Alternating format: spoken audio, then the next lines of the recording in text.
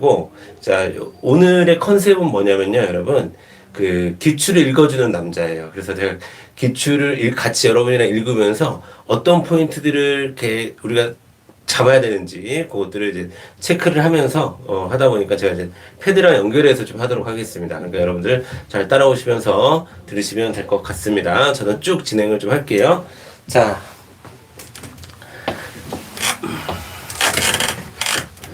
먼저, 여러분, 먼저,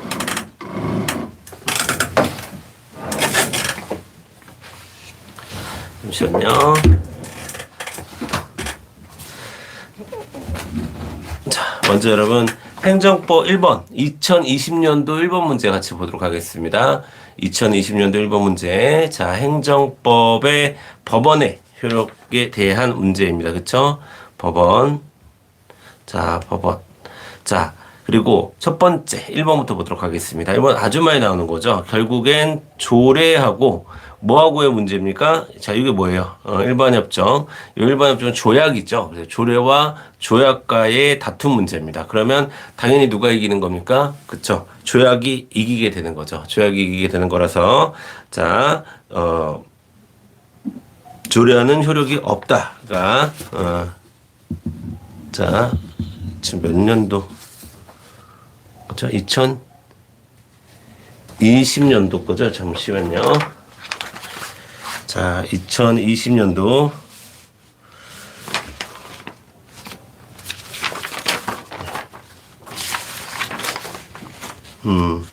자, 조례는 효력이 없다. 이렇게 가시면 되겠고. 그 다음에, 자, 그 다음에 여러분 2번 문제 보도록 하겠습니다. 2번 문제. 자, 2번 문제. 국민의 권리 제한 또는 의무 부과와 관련. 자, 요거는 이제 우리가 요거 30일이 눈에 잘 보여야 되죠. 원래는 뭐 며칠입니까, 여러분? 20일이죠. 원래는 잠시만요. 원래는 20일이잖아요. 그쵸? 원래는 20일인데 자, 원래는 20일인데 자, 요런 경우. 자, 요런 경우 국민의 권리 제한 또는 의무 부과와 직접 관련되는 법률일 때에는 이런 경우에는 30일이 맞죠. 30일이 맞습니다. 자, 그리고 3번 보도록 하겠습니다. 3번. 자, 진정수급 입법이라 할지라도 예외적으로 진정수급이 원칙적으로는 적용되면 안 되는 거지만 예외적으로 적용될 수 있습니다. 그쵸? 예외적으로 적용될 수 있다라는 거고요. 그 다음에 4번 보겠습니다. 자, 4번은 이제 개발 제한 구역 내 공작물 설치 행위를 할 수 있게 되었다면, 자, 가벌성은 소멸한다라고 했는데, 원래는 하면, 안 되는 건데, 이게 법이 개정되어서 할 수 있게 되었다라는 거예요. 그럼 원래는 하면 안 됐을 때는 제재 처분의 대상이 됐을 텐데, 지금은 이제 제재 처분의 대상이 아니다라는 얘기예요. 자, 그러면 요거는 여러분들이, 자, 요 표현, 가벌성은 소멸한다. 라는데, 가벌성은 소멸하지 않죠. 그래서 정답은 4번인데, 이 얘기는 여러분, 자, 진정 소급이 금지된다. 라는 얘기나, 국법이 적용된다. 라는 얘기나, 그 다음에 행위시를 기준으로 한다. 요 얘기나 다 똑같은 얘기예요, 지금. 다 똑같은 얘기를 하고 있는 겁니다. 자, 진정소급이 금지된다. 국법이 적용된다. 행위시를 기준으로 한다. 가벌성은 소멸하지 않는다. 자, 이런 겁니다. 이건 원칙적인 얘기를 하고 있는 거예요. 원칙적인 얘기. 그쵸? 그래서 정답은 4번으로 가시면 되겠습니다. 다시 한번 말씀드리지만, 자, 신청에 따른 처분은 좋은 거잖아요. 수익적 처분이잖아요. 그런 경우에는, 자, 처분시가 기준이 되지만, 자, 어떤 제재 처분을 할 때에는 행위시 당시의 법령을 기준으로 판단을 하는 게 원칙입니다. 아시겠죠? 그리고 그 행위시의 법령을 기준으로 한다는 것을 우리는 국법을 적용한다라고 얘기하기도 하고 진정수급을 금지한다라고 표현하기도 하고 그 이전의 가벌성, 벌을 할 수 있는 가능성은 소멸하지 않는다. 이런 식으로 표현을 합니다. 되셨죠? 자, 그 다음에 2번 보도록 하겠습니다. 지금 저희 2020년도 기출 같이 보고 있습니다. 자, 그 다음에 2번 보니까 자, 1번이 폐기물 처리업 사업계획이요. 폐기물 처리업 사업계획에 대한 적정 통보. 자, 그러면 폐기물 처리업에 대한 적정 통보가 나오면 뒤에 뭐가 나오는지 항상 봐야 되는데 뒤에 토지 변경, 토지 형질 변경이나 자, 국토 이용 계획 변경 신청이 나오면 이거 공적 견해 표명이라고 보지 않죠. 네, 보지 않습니다. 자, 토지 형질 변경도 마찬가지고요. 그러니까 지금 이런 논리죠. 내가 너한테 폐기물 처리업이 네가 낸 폐기물 처리업 사업 계획이 적정하다라고 알려준 것뿐이지, 내가 국토 이용 계획을 변경해 주겠다는 약속을 하지 않았잖아. 이런 논리죠. 그쵸? 자, 그래서 1번은 틀렸습니다. 자, 그래서 1번 틀린 거 찾는 거니까 정답은 1번으로 가주셔야 되겠네요. 그쵸? 그 다음에 자, 2번 보겠습니다. 2번. 자, 확약 또는 공적인 의사표명이 있은 후에 사실적, 법률적 상태가 변경됐어요. 그래서 제가 뭐 확약은 약속에 불과한 것이다. 그래서 약속하고 나서 사실적, 법률적 상태의 변경이 있었다고 한다면 이거는 별다른 의사표시가 필요 없습니다. 그냥 실효되는 겁니다. 장래를 향해서 효력이 그냥 사라지는 것이죠. 자, 그래서 제가 뭐 그런 얘기 많이 하잖아요. 일주일에 한 번씩 영화 보기로 했다 하더라도 내가 이민 갔다, 어떤 사정이 변경됐다, 그러면은 그냥 그거는 없던 일이 되는 겁니다. 그 다음에 3번 보도록 하겠습니다. 자, 우리는 형식적인 권한 분장에 구애되면 안 되는 거고요. 그렇죠? 어디에 초점을 맞춰야 됩니까? 상대방의 신뢰 가능성에 초점을 맞춰야 되죠. 그렇죠? 자, 그다음에 여러분 입법 예고라고 하는 것은 자, 입법 예고라는 것은 이런 법들이 만들어질 것이라는 것을 사전에 예고해 주는 것에 불과한 거지, 특정한 누군가에게 어떠한 신뢰를 부여할 목적으로 하는 것이 아닙니다. 아시겠죠? 그냥 사전에 알려주는 것에 불과하다. 이렇게 여러분이 정리하시면 될 것 같고요. 그 다음에 3번 신고 보도록 하겠습니다. 신고. 자, 건축법상, 자, 여기서 중요한, 원래 건축허가는 여러분, 수리를 요하지 않는 신고잖아요. 그런데 인허가 의제를 수반하는 건축신고는 좀 다르죠. 인허가 의제를 수반하는 건축신고라든가 건축주 명예변경 신고에는 수리를 요하는 신고가 되겠습니다. 되셨죠? 그 다음에 2번 보겠습니다. 하지만 착공신고 또는 건축신고가 자, 반려되었을 경우에는 그것에 대한 처분성은 또 인정을 합니다. 다시 정리하면 건축신고는 수리를 요하지 않는 신고이지만 인허가가 의제된 건축신고라든가 건축주 명의변경 신고 같은 경우에는 수리를 요하는 신고로 본다. 그리고 건축 신고 자체가 수리를 요하지 않는 신고라 할지라도 그것을 거부하거나 반려하는 것은 상대방에게 불안정한 지위를 선사하기 때문에 그거는 처분성을 인정한다라고 좀 예외적이고 특이한 경우다라고 말씀을 드렸죠. 그래서 처분에 해당하지 않는다라고 했으니까 처분에 해당하죠. 그래서 정답은 2번이 되겠네요. 그렇죠? 2번. 자, 그다음에 3번 보도록 하겠습니다. 자, 주민등록 신고는 자, 수리 요하는 신고죠. 수리 요하는 신고라는 것은 수리로서 비로소 효력이 발생하는 것을 우리가 수리를 요하는 신고라고 얘기를 하죠.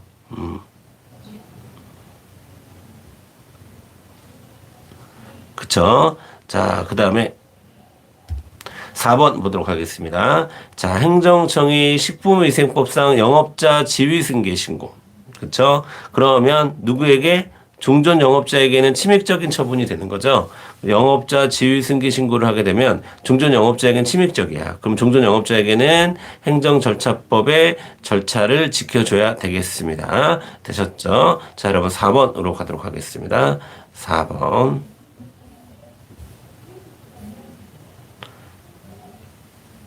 자, 4번 보도록 할게요. 행정규칙에 대한 문제네요. 그쵸? 자, 1번 보도록 하겠습니다. 자, 법령의 위임이 없어요. 없음에도 자, 그 불령의 규정은 자, 대외적 구속력은 없다. 됐습니다. 자, 여러분. 법령의 위임이 없는데 자, 불령에서 함부로 상위법에 위임이 없는데 불용해서 중요한 처분 요건을 변경했습니다. 그러면 이거는 상위법에 위임을 받지 않은 위법한 행위가 되는 거예요. 그래서 대외적 구속력을 가질 수 없습니다. 1번 맞는 거고. 그 다음에 2번의 포인트는 바로 여기 전결 규정입니다. 전결 규정. 자, 전결 규정이라고 하는 것은 그리고 이 전결 규정은 뭐래요? 행정관청 내부의 사무처리 규정에 불과하대요. 그러면 행정규칙에 불과하다는 내용이에요. 그럼 행정규칙을 지켰다고 해서 적법한 것도 아니고 행정규칙을 지키지 않았다고 해서 위법한 건 아니잖아요. 그래서 그렇죠? 그래서 정결규정을 위반했다고 그것이 무효가 된다고 단정 지을 순 없는 거죠. 그래서 정답은 2번이 되는 겁니다. 되셨죠? 그 다음에 3번 보겠습니다.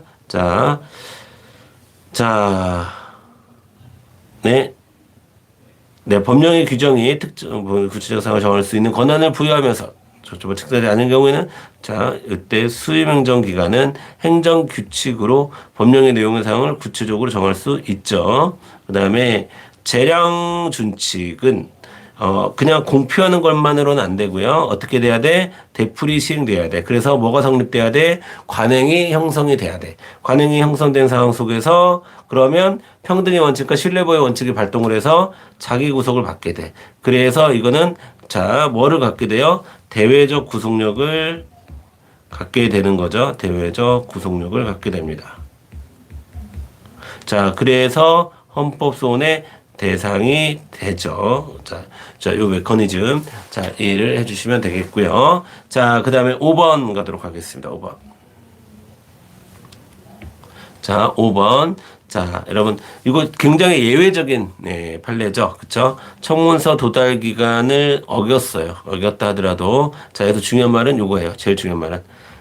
당사자가 방어의 기회를 충분히 가졌어요. 그러면 청문서 도달 기간을 준수하지 않은 하자는 치유되었다고 본 판례가 있다. 행정처는 잘못했는데 국민이 똑똑해서 하자가 치유되는 특별한 상황이다. 라고 말씀을 드렸습니다. 1번 맞는 말이고요. 그 다음에 처분 성립에 하자가 있는 경우 여러분 직권 취소를 얘기하는 거예요. 직권 취소는 법적 근거 필요합니까? 필요하지 않습니까? 직권 취소하고 철회는 행정청 스스로 위법함을 반성해서 바로잡는 거기 때문에 별도의 법적 근거 없어도 상관없습니다. 그쵸? 맞는 말이고요. 그 다음에 3번 보겠습니다. 행정처분에 있어서 여러 개의 처분 사유 중 일부가 적법하지 않으면 적법하지 않다 하더라도 여기서 중요한 말은 처분의 정당성이 인정된다잖아요. 다른 처분 사유로. 그러면 전체적으로 봤을 때 일부 좀 적법하지 않은 것이 있다 하더라도 전체적으로 봤을 때 처분은 그러니까 정당성이 인정되기 때문에 처분은 적법하게 시행이 되는 거죠. 그래서 지금 옳지 않는 거 찾은 거니까 이게 틀렸네요. 처분은 위법하게 되는 게 아닙니다. 왜? 기본적으로 정당성이 인정되고 있기 때문에요. 그 다음에 4번 보겠습니다. 여러분, 대집행. 여기서 대집행은 대집행 실행을 얘기하는 거죠. 계고 다음에 대집행 실행이 있어요. 근데 여러분, 계고의 위법함이 있어. 그래서 그거를 대집행 실행이나 비용 청구 시에 따질 수는 있어도 왜? 하자가 승계되니까. 근데 이거는 하자가 승계되는 거는 요렇게 승계돼야 되는 거지 요렇게 거꾸로 가서는 안 되는 거잖아요. 그렇죠? 그래서 지금 거꾸로 가는 겁니다. 지금 이거는. 그래서 여러분 틀렸습니다. 뭔 말인지 아시겠죠?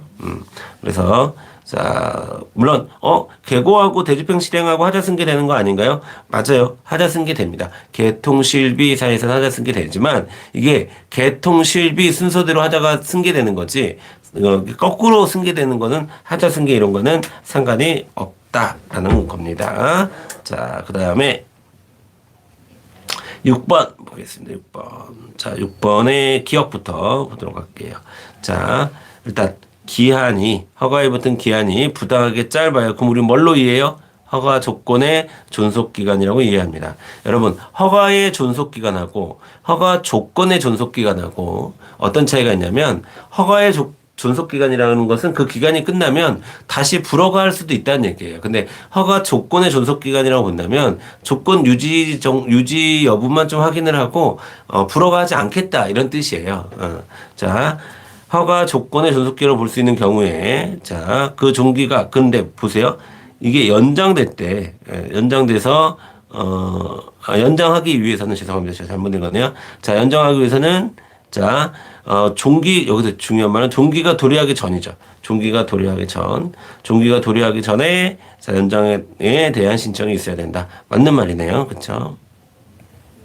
자, 그 다음에 니은번 보도록 하겠습니다. 니은번. 자, 토지 소유자 기부채나 부관 당연무효거나 취소되지 않는 한. 자, 여기서 중요한 말은 이거예요. 부관이 지금 효력이 있어요. 부관이 효력이 있는 상태에서 그 부관을 실행을 하기 위한 징역계약을 마음대로 취소할 수 없습니다. 아시겠죠? 뭐 어떤 조건이 성립되면 부관이 살아있는 한 이런 뜻이에요. 부관이 살아있는 한. 자, 그 다음에 디귿번 보도록 하겠습니다. 디귿번. 자, 여러분, 자, 여러분. 일단, 부관의 전제가 된 주된 핸드 자, 근거법령이 개정이 돼서, 이제 부관을 붙일 수 없어요. 그러면 부관이 곧바로 효력이 소멸하냐? 그렇진 않습니다. 그렇진 않습니다.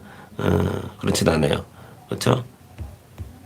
자, 왜냐하면 이런 부관 자체의 위법성 판단 기준은 처분시를 기준으로 하는 거예요. 처분시. 그러면 일단 처분한 이후에 근거법령이 개정된 거니까 이 부관은 위법한 부관이라고 볼 수는 없어요. 하지만 또 지금 여기 여러분 묻고 있는 것은 협약의 효력이잖아요. 협약은 부담 그 자체라기보다는 부담을 이행하기 위한 행위잖아요. 그래서 부담을 이행하기 위한 행위는 또 별개의 문제라고 우리가 보고 있기 때문에 곧바로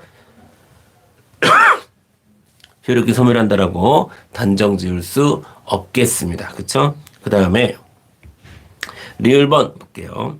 행정처분과 실질적 관련성이 없어요. 그거는 이제 부당결부 금지 원칙에 걸린다는 얘기죠.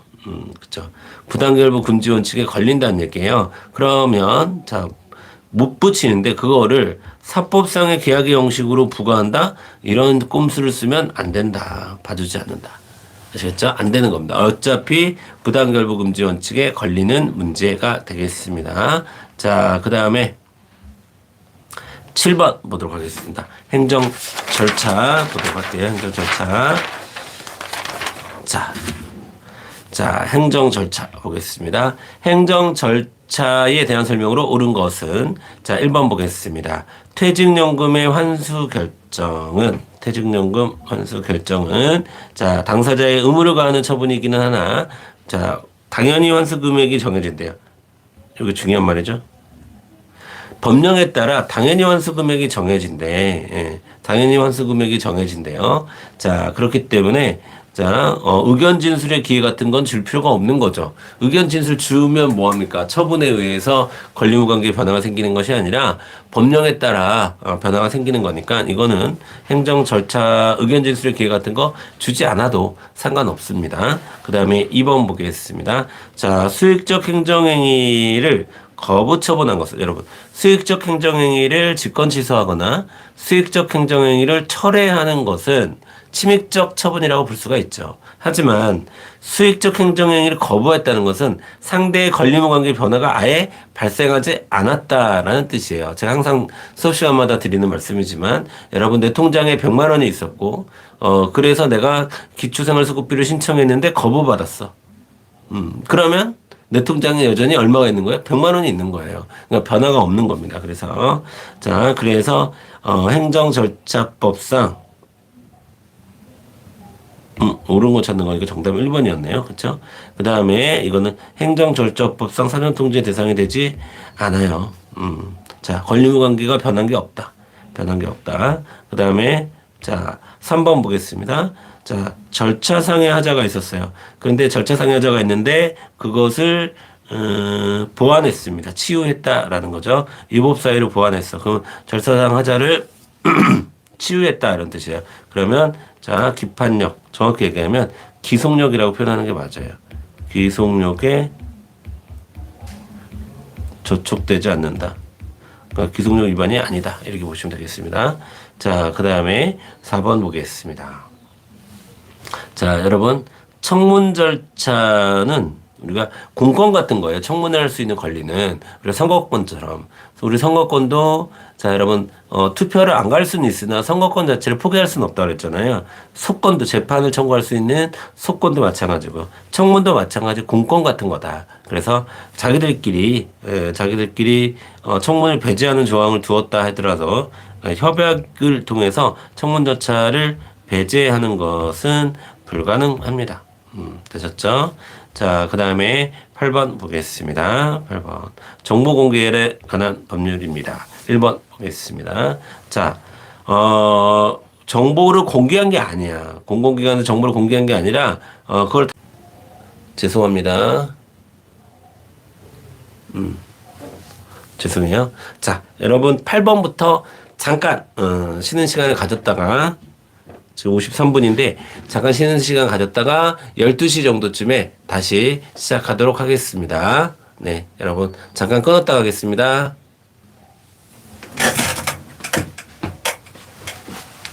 그럼 화장실도 갔다 오시고요.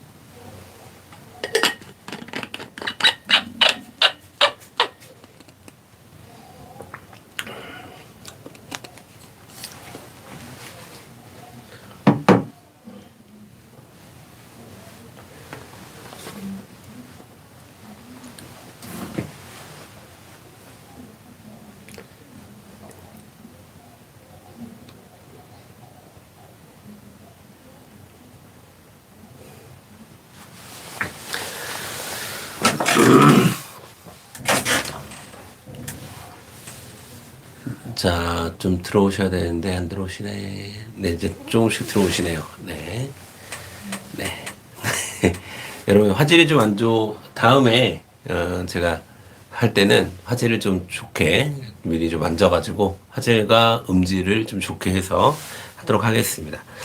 자, 그럼 여러분 시험 전까지 자주 좀 이걸 좀 찍어놔서 여러분들이 이제 필요할 때마다 그러니까 거의 그냥 틀어놓고 이게 그냥 읽는 것보다 제 말을 들으면서 좀 읽을 수 있게 속도도 좀 빨리 막판 여러분 정리용으로 사용할 수 있도록 속도 좀 빨리 해서 진행을 하도록 하겠습니다. 한 두세 분만 더 들어오면 시작할게요. 여러분 좀만 기다려 주세요. 자, 그리고 내일 오후에 우리 또 행정법 수업 있잖아요. 그쵸? 내일 오후에 행정법 수업에서는 이제 모의고사를 시작할 예정입니다. 그래서 모의고사를, 최대한 좀 많이 좀 풀어보고, 이제 시험장에 갈 수 있도록 그렇게 하도록 하겠습니다. 자, 네, 시작할까요, 이제? 아니에요. 1분만 더 있다 시작할게요. 여러분 미안합니다. 또 화장실 가신 분도 계신 것 같아서. 제가 제 핸드폰으로 지금 촬영하고 있어가지고 실시간 채팅을 잘 지금 볼 수가 없는데, 볼 수가 없는데, 어쨌든, 잠깐만요.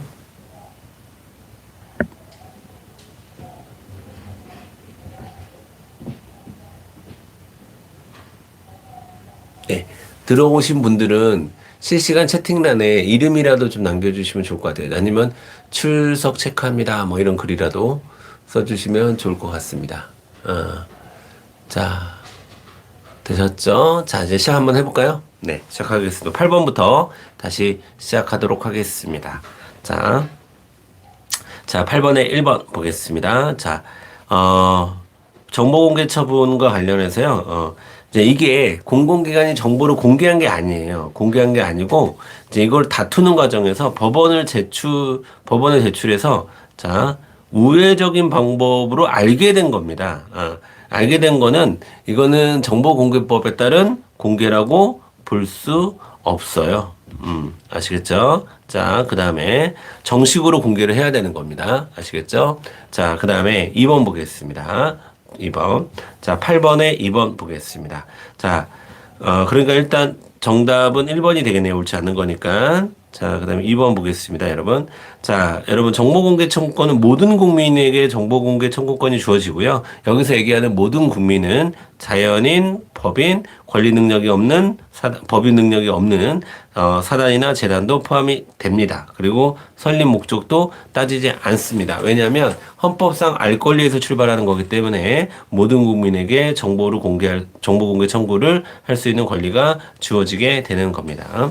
그 다음에, 자, 인터넷 검색 등을 통해서 쉽게 알 수 있다는 사정이 있다 하더라도, 네가 찾아봐라 이러면 안 되는 거고요. 정보를 정리해서 공개하는 게 맞습니다. 그래서 인터넷에 검색할 수 있다는 이유가 비공개 결정을 정당화시킬 수는 없습니다. 자, 그 다음에 4번 보겠습니다. 자, 여기서는 아까도 이거 2번하고 좀 연결되는 건데, 헌법상 알 권리에서 출발해서 모든 국민이 정보 공개를 청구할 수 있기 때문에요. 자, 그 정보 공개 청구권자의 권리 구제 가능성은 따지지 않습니다. 따지지 않아요. 아무런 영향을 미치지 않습니다. 권리 능력, 그러니까 권리 구제 가능성이 있든 없든, 여러분, 자, 공개를 해야 되는 것이 원칙이다. 이렇게 보시면 되겠고요. 자, 그 다음에 9번 가겠습니다. 자, 인가에 대해서 옳지 않은 거 보도록 하겠습니다. 1번. 자, 자, 여러분, 인가는 효력을 발생시켜주는 요건이에요. 그래서 인가를 받지 않으면 법적 효과도 발생할 수 없는 게 원칙입니다. 그쵸? 자, 맞습니다. 2번 보도록 하겠습니다. 2번. 자, 재단법인 임원침도 인가죠. 인가인데, 이거는, 자, 인가는 여러분 기속이 아니에요. 기속이 아니라서, 자, 당연 기속이 아니다. 기속이 아니기 때문에, 자, 여러분, 인가를 해야 되는 것은 아니다. 맞죠? 그 다음에 3번 보겠습니다. 자, 기본행위 하자가 있어요. 그럼 기본행위 하자가 있을 때는 뭘 다퉈야 돼요? 기본행위 하자를 다투는 것이 맞죠. 기본행위 하자를 이유로 인가 처분에 취소 또는 무효하게 구할 법률상 이익은 없습니다. 아시겠죠? 기본행위 하자는 기본행위로 다퉈야 되고 인가의 고유한 하자가 있을 때는 인가를 다투는 것이죠. 그 다음에 공익법인, 자, 요거는 뭐냐면, 자, 인가라 할지라도 여러분, 인가는 대부분 재량입니다. 재량. 인가는 재량적 성격을 갖고 있기 때문에 인가 재량적 성격을 갖기 때문에 당연히 부관을 부과할 수 있는 거죠. 그렇죠? 자, 그래서 자, 여러분 부가 허용되지 않는다고 했으니까 이게 틀렸네요. 그렇죠? 정답은 4번으로 가주시면 되겠습니다. 자, 그다음에 자, 10번 보겠습니다. 자, 여기서 의무이행 심판을 얘기하는 거죠. 그렇죠? 자, 의무를 이행하지 않았을 때, 자, 의무를 이행하지 않았을 때 하는 직접 처분할 수 있는 재결은, 자, 이행 명령 재결이 되겠습니다. 그래서 이건 정답은, 자, 2번으로 가주시면 되겠고요. 그 다음에 이런 것들 여러분 암기가 이미 돼 있어야 되는 거죠. 그쵸? 자, 그 다음에 질서행위 규제법에 대한 얘기를 좀 해보도록 하겠습니다. 자, 기억번 보면요. 자, 질서 위반 행위가 있었어요. 그러면 상대방에게 의견 제출의 사전 통지를 해서 의견 제출의 기회를 줘야 되는 거죠. 며칠? 10일 이상의 의견 제출의 기회를 준 다음에 과태료를 부과하는 처분을 할 수 있습니다. 그래서 기억번은 맞는 거고요. 그 다음에 자, 니은번 보겠습니다. 행정청에 의해서 부과된 과태료는, 자, 여러분 여기 포인트는 이거예요. 질서 위반 행위가 종료된 날을 기준으로 하는 것은 뭐가 돼야 돼요, 여러분? 제척 기간이 돼야 돼요. 제척 기간. 그러니까 뒤에 거 다 틀렸죠, 여러분. 5년은 맞아도 5년은 똑같아요. 제척 기간도 5년이고 소멸시효도 5년입니다. 그런데 지금 앞에는 자, 기준점은 제척 기간의 기준점이 제시가 됐고, 그 다음에 자, 뒤에는 소멸시효에 대한 내용이 나왔습니다. 그러면 틀린 거예요. 자, 그럼 이거 맞는 선지를 바꾸려면, 앞에 걸 바꾸려면, 자, 뭐라고 얘기해야 되냐면, 소멸시효를 얘기할 때는, 자, 처분이나 과태료 재판이 확정된 이후에 5년 동안 징수하지 않으면 시효가 된다. 이렇게 얘기를 해야 되는 거고, 질서 행위가 종료된 날로부터 과태료를 부과하지 않으면, 5년이 지난 후에 더 이상 부과할 수 없다. 이렇게 가려면, 그거는 제척기간이고. 그래서 제척기간하고, 자, 제척기간의 기준점은 행위 종료 시가 되는 거고요. 이 밑에 있는 소멸시효에 대한 그 기준점은 과태료 처분이나 과태료 재판의 확정 시점을 기준으로 합니다. 그래서 틀린 겁니다. 그 다음에 디귿번 보도록 하겠습니다. 자, 디귿번도 틀렸어요. 왜 틀렸을까요? 자, 이거 틀렸죠. 과태료 부과관청의 소재지가 아니라 당사자의 주소지, 당사자의 소재지로 가야 되는 거죠. 자, 그 다음에, 자, 1번 보겠습니다. 자, 여러분, 형법하고요. 그 다음에 질서위반의 규제법은 다 14세를 기준으로 합니다. 그래서 14세 미만인 경우에는 과태료를 부과하지 않아요. 자, 그래서 1번도 맞는 겁니다. 그래서 정답은 기억과 리을로 가주시면 되는 문제였습니다. 자, 12번 넘어가 보도록 하겠습니다. 자, 행정의 실효성 확보에 대한 문제네요. 자, 행정의 실효성 확보 수단에 대한 문제입니다. 자, 1번 보겠습니다. 옳지 않는 거고요. 1번 볼게요. 자, 대집행과 이행강제금 중 어떤 거를 선택할지에 대해서는 재량이 인정이 되죠. 대집행도 이행강제금도 둘 다 대체적 자기 의무에 대해 공법상 대체적 자기 의무에 대해서 시행할 수 있는 강제 수단이기 때문에 그렇죠. 1번은 맞는 말이고요. 그다음에 2번. 자, 건축법상 이행강제금을 부과하기 전에 의무를 이행을 했습니다. 이미 이행을 했으면 자, 더 이상의 이행강제금을 부과할 수는 없죠. 그래서 2번도 맞는 말입니다. 그 다음에 3번 보겠습니다. 과징금이네요. 이번에는 과징금. 자, 과징금은 자, 여러분 과징금은 고의나 가시를 요하지 않아요. 과징금, 그 다음에 가산금, 그 다음에 가산세. 자, 우리가 새로운 의무 확보 수단으로라는 이름으로 공부하는 이런 것들은 여러분 부과되지 않습니다. 고의나 가시를 요하지 않습니다. 하지만 행정벌에서 행정형벌, 행정질서벌은 그러니까 즉 과태료나 벌금 같은 경우에는 여러분 고의나 가시를 요해요. 그런데 새로운 의무의 확보 수단인 과징금, 가산금, 가산세는 고의나 가시를 요하지 않는다는 거 꼭 챙겨 두시고요. 그 다음에 4번 보겠습니다. 자, 공매 통지 하자가 있습니다. 근데 공매 통지 자체는 처분성이 없죠. 그러면 공매 통지 자체를 항고 소송의 대상으로 삼으면 안 되고요. 공매 처분을 소대상으로 삼아야겠죠. 4번이 틀렸네요. 공매 통지 하자가 있다는 것은 공매 처분에 절차상 하자가 있다는 뜻이기 때문에 소대상으로는 공매 처분을 다퉈야 된다. 그 다음에 13번 가도록 하겠습니다. 13번. 자, 여러분. 자, 1번. 대집행에 대한 설명으로 옳지 않은 겁니다. 1번 보도록 할게요. 자, 협의취득입니다. 협의취득은 사법상 계약입니다. 사법상 계약. 그런데 대집행은 공법상 대체적 자기 의무에 대해만 하는 거잖아요. 그렇기 때문에 이거는 대집행의 대상이 될 수가 없습니다. 아시겠죠? 협의취득은 사법적 성격을 갖고 대집행은 공법상 의무에 대해서 대상으로 한다. 그러니까 1번은 자 맞았고요. 되지 않는다라고 했으니까 그 다음에 2번 보도록 하겠습니다. 2번. 자, 여러분 공유수면 원상회복 이거 행정대집행의 대상이 되어 대체적 자기 의무고요. 그 다음에 3번 보겠습니다. 자, 여러분 건물에 대한 철거 의무.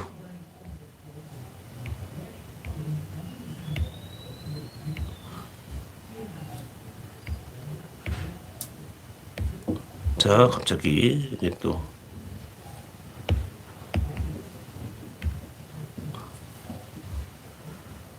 자, 건물에 대한 철거 의무 있잖아요, 여러분. 건물에 대한 철거 의무. 자, 건물에 대한 철거 의무. 자, 건물에 대한 철거 의무가 있죠, 이렇게. 철거 의무가 있는 경우에는 그 철거 의무에 뭐도 포함되어 있는 거예요, 여러분? 철거 의무에 너 나가라라는 퇴거의 의무도 포함이 되어 있는 거예요. 그렇기 때문에 별도의 퇴거를 구하는 소송을 할 필요가 없습니다. 자, 이미 철거 의무 안에 퇴거의 의무도 철거 의무 안에 퇴거의 의무도 이미 들어가 있는 거기 때문에 별도의 집행 권한을 요하지 않습니다. 그러니까 굳이 소송을 할 필요가 없는 거죠. 3번이 틀렸습니다. 그렇죠? 이런 소송은 받아주지 않습니다. 이미 철거 의무에 퇴거 의무가 들어가 있다라고 해석을 하는 거죠. 그 다음에 4번 보겠습니다. 자, 여러분, 실력 행사를 해도 되냐? 대집행을 할 때, 실력 행사를 해도 되냐라고 하는 것에 대한 논쟁은 있을 수 있으나, 논쟁이 없는 게 하나가 있다고 했죠. 경찰의 도움을 받을 수는 있다. 요거 논쟁이 없다. 그러니까 경찰의 도움을 받을 수 있다. 요걸 잘 챙겨두시면 될 것 같고요. 그 다음에 14번 가도록 하겠습니다. 자, 손해 국가배상에 대한 문제가 되겠습니다. 옳지 않은 거 찾는 거네요. 1번 보겠습니다. 자, A지방단체가 위 도로를 권한 없이 사실상 관리하고 있다 하더라도 배당 책임은 인정이 되죠.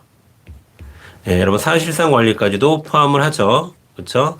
여러분 뭐 소유권을 갖고 있는 경우도 있을 수 있겠고, 그 다음에 뭐 임차권을 갖고 있는 경우도 있을 수 있으나, 꼭 그런 것이 없어도, 그러니까 그런 법적 권리가 없이 그냥 사실적으로만 관리하고 있는 경우에도 영조물로 인정이 된다라는 거예요. 공물로서 인정이 된다라는 겁니다. 아시겠죠? 자, 그래서 자, 1번이 틀렸습니다. 인정될 수 있다라고 가야 되고요. 2번 보도록 하겠습니다. 자, 2번. 위 도로에 설치 관리상의 하자가 있는지 여부는 자, 여러분. 자, 우리 기준은 항상 통상의 안정성을 기준으로 하는 겁니다. 통상의 안정성. 자, 그다음에 자, 3번. 자, A 지방자치단체 장에게 위임되었다 하면 A 지방자치가 자, 예. 자, 여러분 보세요. 일체의 자, 요런 사람들을 우리가 뭐라고 하냐? 자, 비용 부담자라고 얘기하죠. 비용 부담자. 자, 비용 부담자도 여러분, 예, 국가 배상의 주체가 될 수 있습니다. 그렇죠? 그다음에 4번 보겠습니다. 자, 예, 여러분 당연히 예, 손해배상, 국가배상 소송은 민사 소송의 성격을 가지고 있죠. 네. 자, 그다음에 15번 가도록 하겠습니다. 15번. 15번 볼게요. 15번. 자, 행정소송법상 피고 및 피고의 경정, 피고와 피고 경정에 대한 설명으로 옳은 것은 이라고 되어 있는데, 자, 1번 보겠습니다. 피고를 잘못 지정을 했어요. 피고는 모를 수도 있다 이렇게 생각을 해요. 그렇기 때문에 그럴 때는 성명권을 행사해야 되지. 성명권 행사에서 여러분 소각하면 안 되고요. 자, 피고를 경정해 줘야 되죠. 그쵸? 예. 자, 그래서 1번이 옳은 거니까, 1번은 틀렸어요, 일단. 자, 그 다음에 2번 보겠습니다. 소 종류의 변경에 따른 피고의 경정은 교환적 변경을 한다고 보면 상당하죠. 예비적, 아이고야. 자, 예비적 청구만이 있는 경우에서는 안 돼요. 자, 어떻게 돼야 됩니까, 여러분? 주의적, 예비적 청구해야 되죠. 자, 이렇게 짝을 이뤄야 가능합니다. 그래서, 자, 2번은 맞는 말이에요. 그 다음에 3번 보겠습니다. 3번. 자, 원래는 여러분, 이런 경우에는 상급행정청이 지시를 한 거라면 상급행정청이 피고가 될 수 있으나, 여기서 제일 중요한 말은 뭡니까? 상급행정청이 자기 명의로 처분을 했다는 거예요. 그러면 당연히 명의대로 가는 거니까 피고는 누가 돼야 된다? 그렇죠? 상급행정청이 아니라 하급행정청이 돼야 되는 거죠. 명의 따라 가는 거니까. 그래서 3번 틀렸습니다. 그 다음에 4번 볼게요. 4번. 취소 소송에서 피고가 될 수 있는 행정청에는 예외적으로 대외적으로 여러분 우리가 대외적 의사 표시할 수 있는 기관이 피고가 되는 것이지. 자, 여러분 의사를 실질적으로 결정하는 기관은 중요하지 않습니다. 아시겠죠? 의사결정일 누가 있느냐가 중요한 게 아니라 누가 대외적으로 즉 국민들에게 해당 처분을 표시했느냐 요거를 기준으로 보는 것입니다. 그쵸? 그래서 자 15번에서는 2번만 맞는 얘기고 나머지는 틀렸네요. 그쵸? 16번 가도록 하겠습니다. 자 16번 자 볼게요. 옳지 않은 거 찾는 거예요. 자, 그 다음에 1번 보겠습니다. 자, 1번. 자, 1번. 취소 판결의 효력은 원칙적으로 소급적입니다. 그래서, 자, 소급적이기 때문에, 무허가 영업이라고 보지 않는 거죠. 왜? 영업허가 취소 처분이 이미 취소가 되었기 때문에, 요 취소가 되는 순간, 요 취소 판결로 인해서, 자, 이 얘기는 이런 얘기죠. 요때 영업허가 취소 처분을 받았을 거예요.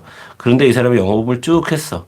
그러다가 요때 취소 판결을 취소 처분을 취소 판결을 받았다는 얘기야. 그러면 다시 여기서 소급 적용돼서 여기서부터 이렇게 발생하는 거니까 요때까지 했던 요 기간까지 했던 이 영업들은 요 기간에 했던 영업들은 무허가 영업이 아니라 허가를 받은 영업으로 되는 겁니다. 아시겠죠? 자, 그다음에 자 3번 보도록 하겠습니다.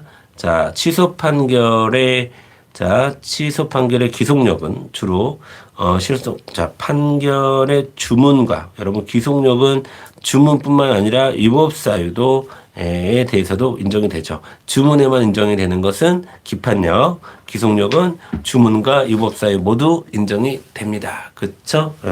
그다음에 4번 보도록 하겠습니다. 자, 기본적 사실관계의 동일성이 없는 다른 사유를 들어서 새롭게 처분을 하는 것은 기속력에 반하지 않죠.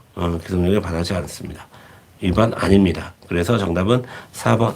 자, 절차상의 하자를 치유하고 다른 처분을 한다거나 아니면 원래 기본적 사실관계 동일성이 없는 완전히 다른 사유로 또 똑같은 처분을 한다거나 하는 것은 기속력 위반이 아닙니다. 그쵸? 자, 그 다음에 17번 보도록 하겠습니다. 자, 행정계획에 대한 설명으로 옳지 않은 것은 자, 행정 주체가 어떤 행정계획을 세울 때, 자, 여러분, 자, 여기. 형성의 자유의 한계에 관한 법리는, 자, 이런 것을 우리가, 자, 계획재량이라고 얘기하죠. 계획재량.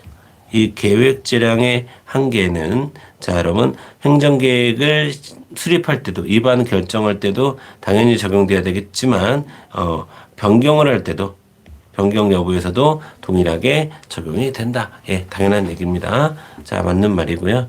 그 다음에 2번 보겠습니다. 자, 여러분, 사업 시행 계획 있잖아요. 주택 재건축, 정비사업, 주택 조합에서 한 사업 시행 계획은, 인가 고시가 되잖아요. 그러면 뭐가 되는 겁니까? 처분이 되는 거죠, 처분. 행정처분에 해당한다라고 봐야 되는 거죠.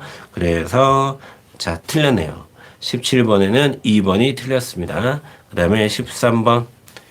자, 요게 이제 국토 이용 계획을 거부하는 것이 실질적으로 자치를 거부하는 결과가 되는 경우. 그러니까 이건 뭐냐면, 여러분 이렇게 보셔야 돼요. 우리 아까 잠깐 폐기물 처리업에 대한 사전 적정 통보 후에, 그것은 국토 이용 계획을 변경해 주겠다는 공적 견해 표명이 아니다라고 이제 아까 공부한 거 있잖아요.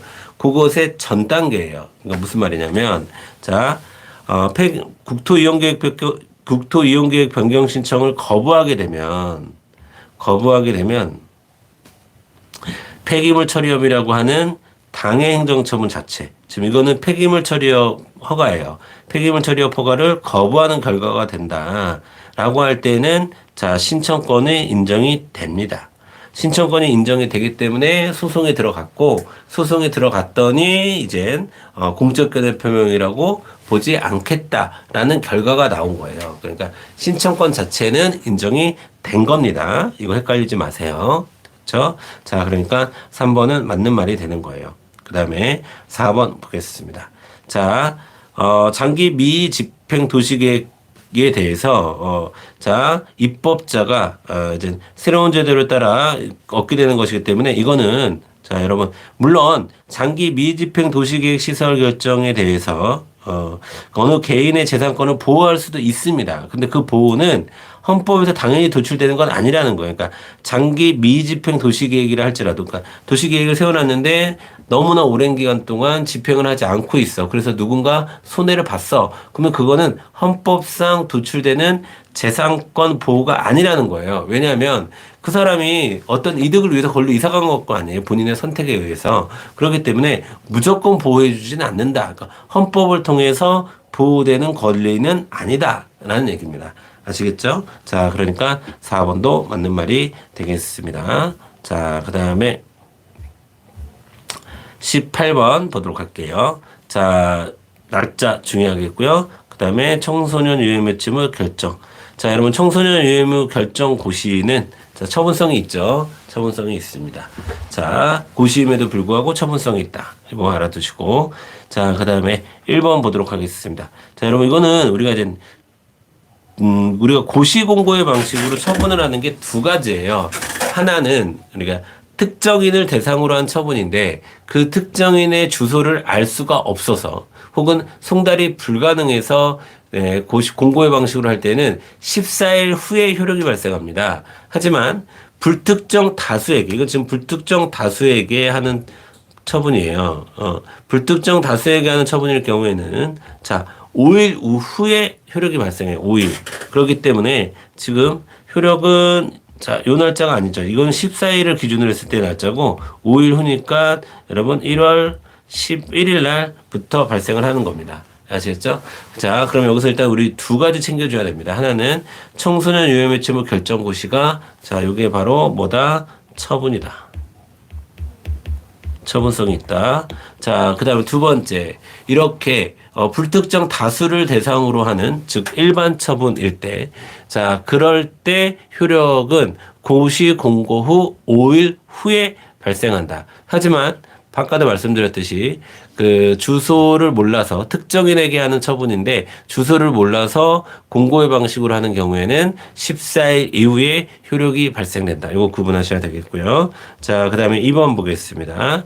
자, 갑의 노래가 수록된 음반을 자, 이거는 자, 처분성 있다고 그랬죠. 그러니까 항고소송의 대상이 될 수 있다. 이렇게 가야 되죠. 자, 그다음에 3번 한번 보겠습니다. A씨 시장이 자, 여러분 그 고시 공고를 할 때 어떻게 해야 돼요? 관보, 공보, 게시판, 일간 신문 중 여기서 한 개, 그 다음에 인터넷. 그래서 총 두 가지 방식이에요. 요 중에서 한 개, 플러스 인터넷 이렇게 가주셔야 되는 거죠. 자, 그래서 정답은 3번이네요. 예, 3번처럼 해야 됩니다. 고시 공고의 방식. 자, 그 다음에 4번 보겠습니다. 자, 이제 여러분 취소 소송을 제기하기 위해서는 자, 효력을 발생한 날부터로 하지 않고 뭡니까?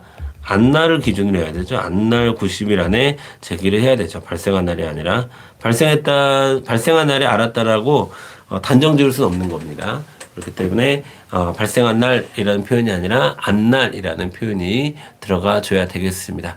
되셨죠? 자, 그 다음에 19번 가보도록 하겠습니다. 19번. 자, 여러분 변상금 부과처분이 당연 무효인 경우 변상금 부과처분에 의해서 납부한 온합금에 납부자의 부당이득 반환 청구권의 소멸시효. 소멸시효라는 말은 여러분 자, 소멸시효라는 말은요, 여러분. 어떠한 권리가 있는데 그 권리를 행사하지 않고 시간이 흘러갔을 경우에 그걸 보호하지 않는다는 거잖아요. 그렇죠? 그렇기 때문에 이거는 부당이득 반환 청구권은 그러면 부당이득이 있어야 부당이득 반환 청구권의 권리가 있는 거겠죠. 그리고 나서 시간이 흘러야 되잖아요. 그렇기 때문에 부과됐다고 해서 부당이득인가요? 그렇진 않죠. 그래서 틀렸습니다. 틀렸어요. 1번 틀렸습니다. 그쵸? 자, 뭐라고 해야 돼요? 그러면 부과시가 아니라 변상금을 납부했을 때 또는 납부를 안 하니까 강제적으로 가져갔을 때, 즉 징수했을 때, 요럴 때 뭐가 성립하는 거예요? 부당이득이 성립하는 거예요. 그러니까 부당이득이라고 하는 것은 나한테 있어야 될 돈이 너한테 있네? 그럼 네가 갖고 있는 내 돈은 부당이득이지 이거거든요. 근데 부과했다는 이유만으로 부당이득이 발생하는 것은 아닙니다. 그러니까 부당이득이 발생하지 않았기 때문에 소멸시효도 권리 행사가 불가능하기 때문에 소멸시효도 흘러가는 게 아니다라는 말씀입니다. 되셨죠? 자, 그 다음에 2번 보도록 하겠습니다. 자, 행정소송에서 쟁송의 대상이 되는 행정처분의 존부에 관한 사항이 자, 여러분 대상적격, 원고적격, 소이익. 대상적격, 원고적격, 소이익을 우리가 행정소송의 실질적 요건이라고 봅니다. 실질적 요건. 이 실질적 요건들은 이 세 가지들은 지금 여기서 이건 대상적격이잖아요. 이런 것들은 상고심까지 유지가 돼야 됩니다. 그러면 상고심에서 누군가 주장했다고 하면 뒤늦게 왜 주장해? 이러지 말고요. 왜냐하면 계속 유지가 돼야 되는 거니까 이러지 말고 자, 상고심의 심판 범위에 들어가겠죠. 심판을 해야 되겠죠. 왜냐하면 끝까지 유지를 해야 되기 때문에. 무슨 말씀인지 알겠죠? 자, 그러니까 2번도 자, 그러니까 2번은 맞는 말이네요. 그렇죠? 정답은 옳은 거 찾는 거니까 2번이 되겠습니다. 그렇죠? 그다음에 3번 보겠습니다. 3번. 자, 여러분 우리 뭐 많이 있잖아요, 그렇죠? 자, 일단 우리 행정 규칙인데, 행정 규칙인데 예를 들면 약제급여, 비급여 고시, 그다음에 청소년 유해 매체물 결정 고시, 향정신병 치료제 고시. 자, 이거 고시인데, 즉 행정규칙의 형식인데, 이게 제가 중요한 말 나오죠. 상대방의 권리 의무에 직접 영향을 미치는 행위라고 한다면, 상대방의 권리 의무에 직접 영향을 미치는 행위라고 한다면 항고 소송의 대상이 되는 행정처분이라고 보죠. 왜 보지 않습니까? 그래서 우리가 네 가지 외우고 있잖아요. 우리가 흔히 처분입법, 즉 입법 과정, 행정입법은 원래는 처분성이 없는데, 자, 드물분교 폐기조례, 약제급여, 그다음 드물분교 약제급여 행정식 등 청소년 이렇게 외우자. 다시 한번. 드물분교, 약제급여, 향정식병, 청소년. 이거는 무조건 한 문제 나오는 거거든요. 입법인데 처분성이 있는 거니까. 자, 그래서 이거 외워두시면 되겠고. 그 다음에 4번 보겠습니다.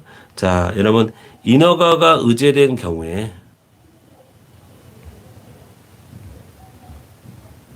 자, 인허가가 의제되는 경우에, 자, 의제된 인허가는 통상적인 인허가와 동일한 가지므로, 자, 여러분, 여기 키워드예요, 여기.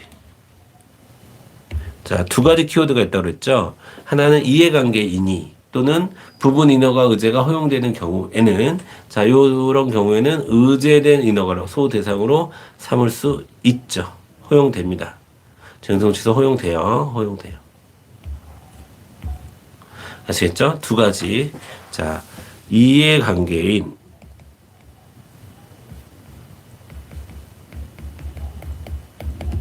그다음에 부분 인허가 이런 키워드가 뜨면 의제된 인허가를 소대상으로 삼을 수 있다. 그렇지 않고 그냥 처분 상대방이 소송을 할 때는 당연히 주된 인허가와 의제된 인허가가 이제 한 몸이 되어 있는 상태니까 주된 인허가를 소대상으로 삼고 들어가서 이제 의제된 인허가를에 대해서 다툴 수는 있어도 소대상으로 삼을 수는 없거든요. 의제된 인허가만. 그런데 이해관계인이라면 또 부분 인허가가 가능한 경우라면 의제된 인허가를 다툴 수 있다. 이렇게 정리를 해 주시면 되겠습니다. 되셨죠?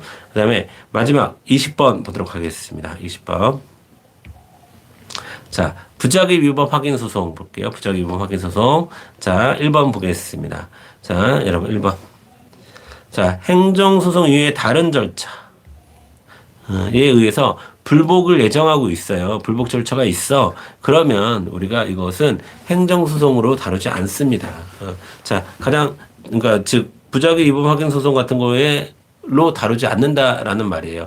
가장 대표적인 예가 여러분 검사의 불기소 결정 같은 게 있죠. 검사도 역시나 행정부고, 검사가 불기소한 거는 여러분, 부작위라고 볼 수가 있어요. 그러나 이거는 형사소송 절차에서 이에 대한 불복 절차가 이미 있기 때문에 행정소송으로 검사의 불기소 처분에 대해서 다툴 수는 없는 거예요. 그렇죠? 그래서 1번은 맞는 말 되는 거고요. 그 다음에, 자, 2번 보겠습니다. 어떠한 행정처분에 대한 법규상, 자, 신청권이 있어야 돼요. 신청권이 인정되지 않아요? 그러면 부작위 위법 확인 소송을 제기할 수 없습니다. 거부처분도 마찬가지죠. 거부처분도 신청권이 인정돼야 할 수 있는 것처럼 법규상 조리상 신청권이 인정돼야 되는 것처럼 부작위 위법 확인 소송도 부작위를 다툴 만한 법규상 조리상의 신청권이 있어야 합니다. 맞는 말이고요. 자, 그 다음에 3번 보겠습니다. 자, 취소소송의 제소기간에 대한 규정. 자, 여러분, 취소소송의 제소기간에 대한 규정은, 자, 이거는 여러분, 제가 이렇게 여러분한테 자주 말씀드렸는데, 기억하시겠죠? 자, 제소기간하고, 그 다음에 집행정지하고, 처분사유의 추가 변경하고, 그 다음에 사정 판결하고, 이런 것들은, 자, 여러분, 취소해서는 되는데 부작위에서는 적용되지 않는 것들이에요. 취소해서는 되는데 부작위에서는 적용되지 않은 것들입니다. 아시겠죠? 자, 여러분 잘 안 보이실 것 같아서. 자, 근데 여기서 쟤는 세모죠, 세모. 이거는 왜냐면 적용이 되는 경우도 있고 안 되는 경우도 있기 때문에 그렇습니다. 자, 한번 볼게요. 자, 제소에 대한 규정은 원래 준용되지 않아요. 왜냐하면 자, 취소성의 제소기간이라는 것이 처분이 있음을 안 날, 처분이 있은 날을 기준으로 하는 거기 때문에 처분이 있어야 되거든요. 근데 부작위는 그 자체가 처분이 아니잖아. 그러니까 처분이 아니라는 얘기가 아니라 처분에 대한 행위, 처분이라는 행위가 없는 거잖아요.